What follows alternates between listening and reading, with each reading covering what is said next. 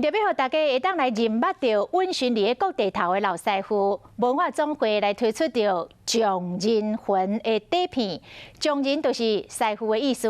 其中这个20世纪的影片《草歌的希望啊》，来到家人的渔港来取景。这个主角是有40年做希望啊经验的草歌老师傅。这面顶是白浮球啊，可以浮起来，这是爱白铁人啊。 伫家人变希望啊，有40年经验的草哥曾祥雄，就算产业无景气，不过伊有愿坚持，等待新的机会。少年家啊，骹手较紧，头脑搁较好，啊，咱这种较囡仔老实人，啊，大家无去用法咱做，咱实时来做。较早有岛家人都是台湾重要的门户，日本时代现代化的正滨渔港是全台湾第一大港。即马市长林佑昌要打造更较美好的家人。为什么是金融机构的中心？因为 渔船从这边卸货之后呢，都可以换现金了。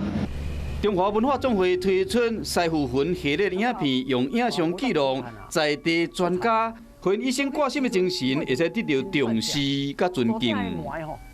专心去做，啊，无直直进步，直直创新，有直直研究，这款精神是上台湾上重要的精神。